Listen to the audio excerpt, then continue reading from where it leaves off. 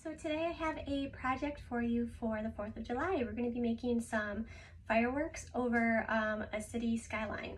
So here's a little simple one that I did really quickly just to kind of show you what we did. We've got some fireworks in the sky, we've got some stars on the backdrop, and then we've got our city right here.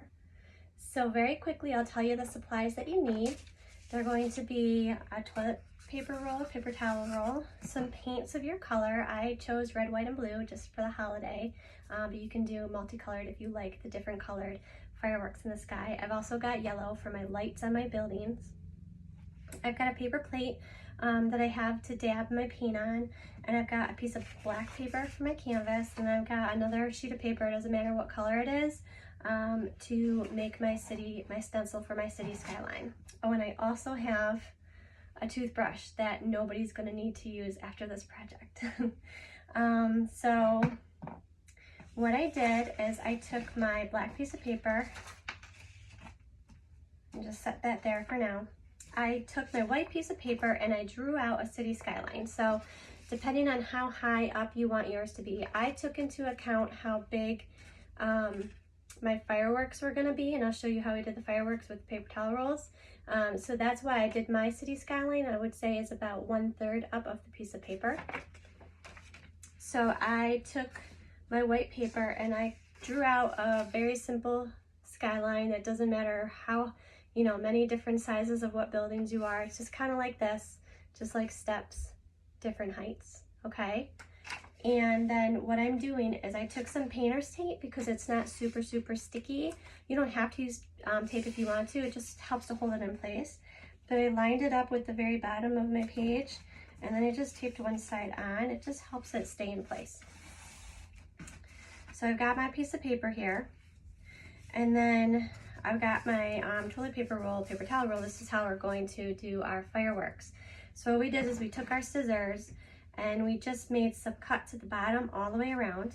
And then this is totally up to you, how long you want them to be, how high you cut the scissors up, and how thick you want them to be. So that's about how thick we did ours. And like I said, you can do various lengths and widths depending on what you do. So you can test it out in different areas before you get it the way you want it. So like I said, I saw, okay, it's gonna fit about here, so I don't want my city skyline to be too much higher than that.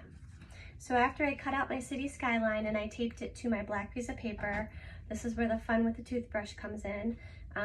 It might get a little messy, so just be prepared for that. Maybe don't have on something that you don't want to ruin, and make sure your area is covered.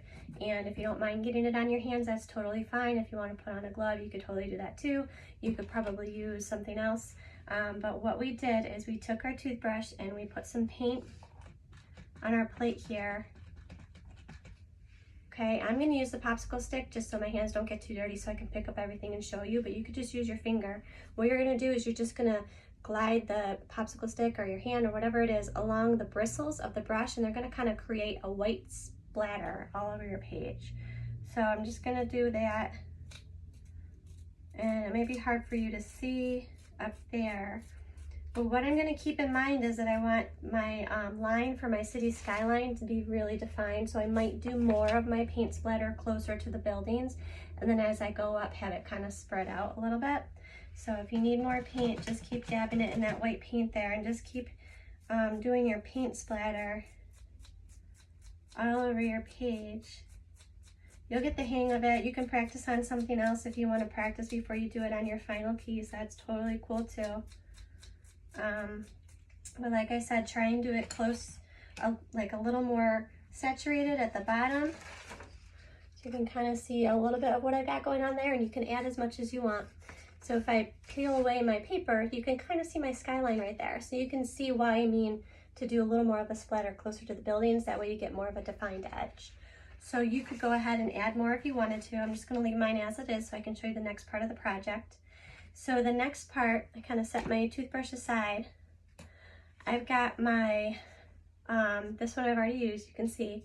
So you can do one solid color on one. I did a mix of the colors in this one.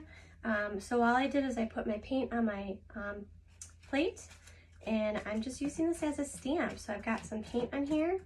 And then I'm just gonna pick on my page where I want it to be, press down and lift up, and then press down and lift up. And you can add more to that if you want to. You can make yours smaller. I'm gonna take this off just to show you. Okay, so we got some fireworks in the sky. We've got our city skyline there, and then I'm gonna add the lights in the windows. So you could use just about anything. I'm gonna use the tip of my popsicle stick, and then all I did was I took some yellow. You could use white. Just trying to think of, you know, what a color of a light looks like coming out of a building. And then I've got a little paint on my paper right here.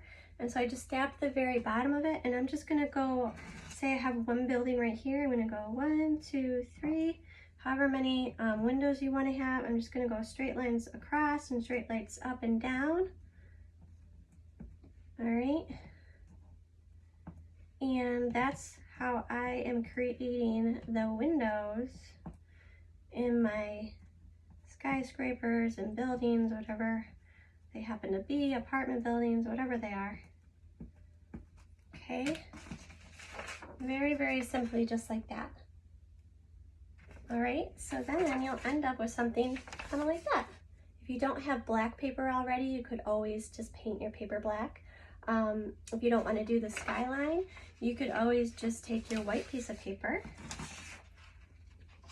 and your paint and just do all your fireworks all over the place and do something fun with that. Show you really quickly. Okay, so that's our project for this 4th of July weekend. I hope that you are able to get outside and enjoy as much of it as possible. I know we will be outside eating some good food, grilling out, getting some sun, playing some yard games and all sorts of stuff with my family. So you guys have a great weekend, and I'll see you next time.